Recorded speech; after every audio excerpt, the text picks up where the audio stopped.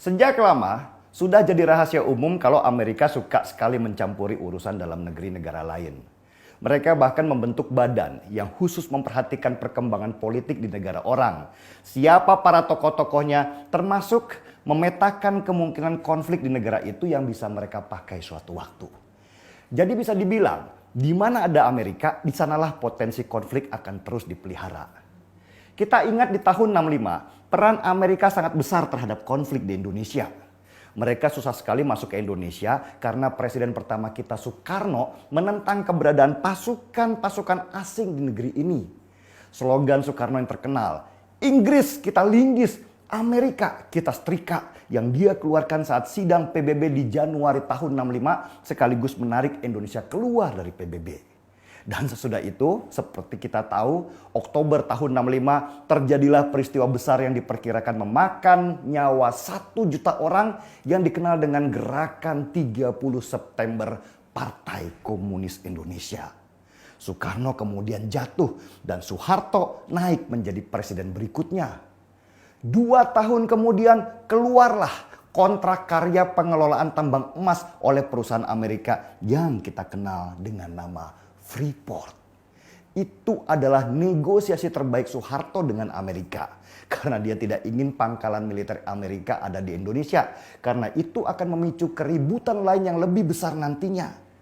Tetapi tanpa pangkalan militer di Indonesia, Amerika tetap diuntungkan dengan tambang emas itu yang membuat kekayaan mereka meningkat berlipat-lipat.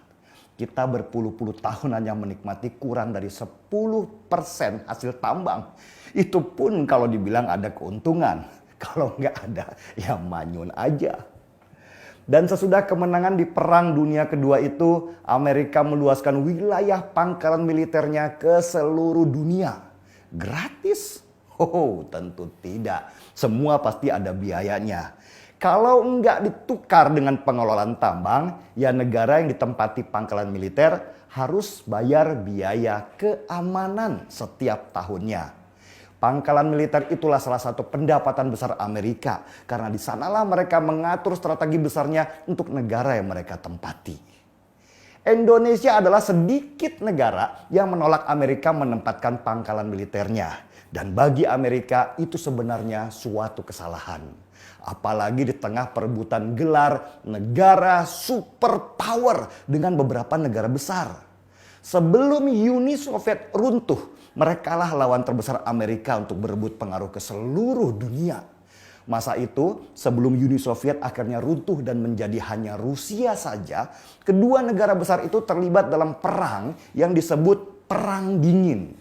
Mereka saling menggertak untuk meluncurkan nuklir ke negara masing-masing yang akan memicu Perang Dunia Ketiga.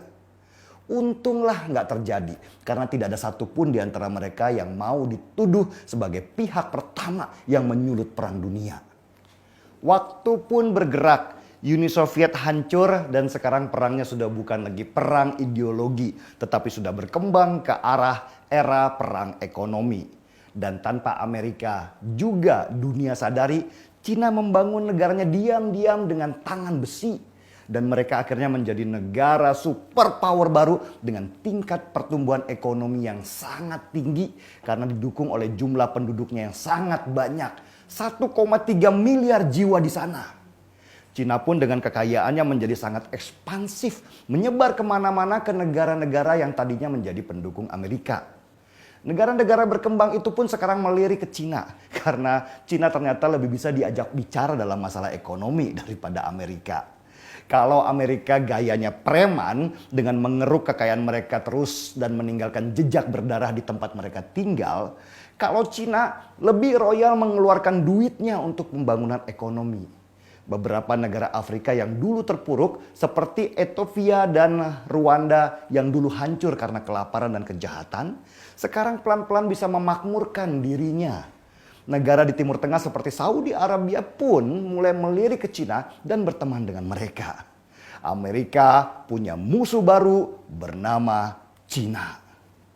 Perkembangan pesat Cina membuat Amerika panik. Apalagi Cina sekarang sedang melebarkan sayapnya dengan menyebar mata uang mereka, yuan, supaya suatu saat akan menjadi mata uang internasional menggantikan dolar Amerika yang sekarang masih dipakai dunia. Bagaimana cara Cina menyebarkan mata uangnya? Dengan memberikan bantuan ekonomi ke negara-negara berkembang seperti Indonesia, tapi dengan tidak memakai dolar sebagai transaksinya. Yang dipakai transaksi ya mata uang Cina. Ketika Donald Trump menjadi calon presiden, dia sudah merasakan kegelisahan itu. Dan Trump adalah seorang pebisnis. Dia melihat itu sebagai peluang untuk menaikkan namanya. Maka Cina dipakai sebagai musuh utama untuk membangkitkan nasionalisme warga negara Amerika. Trump kemudian menang dan dia terus memakai isu melawan Cina sebagai bagian untuk memelihara suara pendukungnya. Mulai masalah dengan pabrik handphone besar di Cina, Huawei, sampai masalah corona pun dia pakai terus untuk menyudutkan Cina. Baru-baru ini, Menteri Luar Negeri Amerika, Mike Pompeo, datang ke Indonesia. Apa agendanya? Tentu dia menawarkan pangkalan militer Amerika di Indonesia. Dan tentu saja ditolak oleh Indonesia karena negeri ini menganut politik bebas aktif, tidak terikat kebijakan politik negara manapun termasuk Amerika dan Cina. Indonesia ingin berdiri sendiri dengan mengajak negara mana saja untuk berdagang dan meningkatkan ekonomi bersama-sama. Tapi Amerika jelas nggak puas. Mereka sudah kehilangan banyak negara yang dulu simpati pada mereka dan sekarang beralih ke Cina. Amerika harus punya negara pendukung baru seperti Indonesia supaya mereka tetap bertahan sebagai negara superpower. Dan Amerika gelisah ketika Jokowi memimpin untuk kedua kalinya.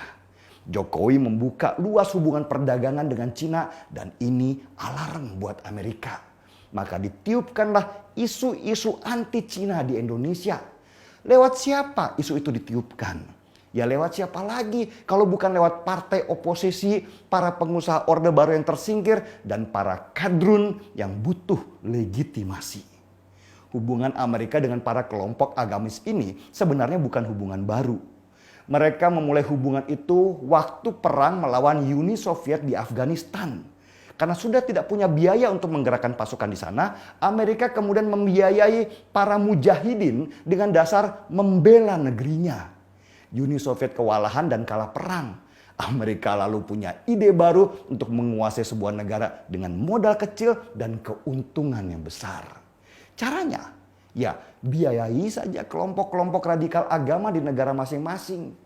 Libya dan Suriah adalah contoh negara di mana mereka sibuk melayani kelompok intoleran berbaju agama yang ingin kudeta dan mendirikan negara Islam di sana. Amerika ya pura-pura ikut perang supaya kelihatan mereka peduli kemanusiaan, tapi di belakang layar merekalah yang menyalurkan senjata dan uangnya ke kelompok agamis itu dengan bahasa berjuang meruntuhkan tirani. Begitu juga di negara kita. Kita harus paham siapa sumber dari isu-isu Cina dan antek asing dan lain-lain itu. Dan siapa juga yang menggerakkan demo-demo besar dengan baju agama itu. Polanya mirip sekali dengan apa yang terjadi di Libya dan Suriah. Cuma sepertinya hasilnya nggak bagus buat Amerika. Karena rakyat, terutama organisasi muslim terbesar di Indonesia, Nahdlatul Ulama, masih ada di belakang pemerintahan yang sah. Itulah benteng yang besar dan kuat di mana Amerika tidak bisa menguasai Indonesia. Jadi saya percaya datangnya Mike Pompeo ke sini dan bertemu dengan Ansor adalah bagian untuk meyakinkan NU supaya mau bekerja sama dengan Amerika. Dan saya sepertinya tidak salah karena dalam kunjungannya ke Indonesia, Mike Pompeo terus berbicara tentang bahayanya Cina dan partai komunis mereka. Penting buat Amerika menguasai Indonesia, apalagi di sini ditemukan sumber energi baru pengganti minyak bumi yaitu nikel yang menjadi bahan dasar baterai mobil listrik. Sebagai catatan ya, Indonesia sekarang adalah produsen nikel terbesar di dunia. Mike Pompeo, Menlu Amerika, pulang dengan tangan kosong. Indonesia ternyata nggak bisa digertak. Pemerintahan Jokowi dan Nahdlatul Ulama masih kompak. Sedangkan kelompok radikal agama itu masih kecil dan tidak punya wibawa karena dikata-katain kadrun terus sama netizen yang budiman. Bukannya seram, mereka malah jadi kelihatan lucu dan imut-imut dengan kebodohan yang luar biasa. Tapi yang pasti Amerika tidak akan berhenti. Mereka akan terus berusaha sampai keinginan mereka tercapai. Kalau perlu, negara yang melawan mereka harus rusak serusak-rusaknya. Saya dengar juga sih, Rizik juga mau pulang ke Indonesia.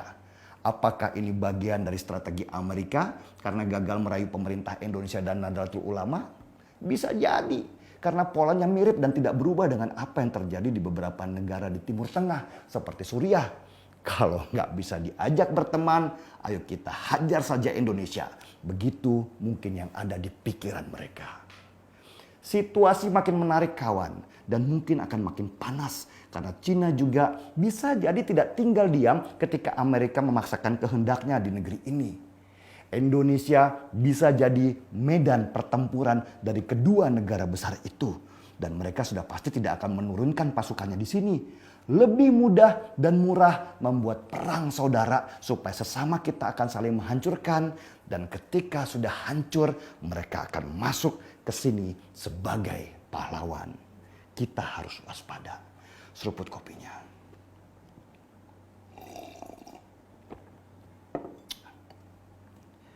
Saya Denny Siregar, kita di acara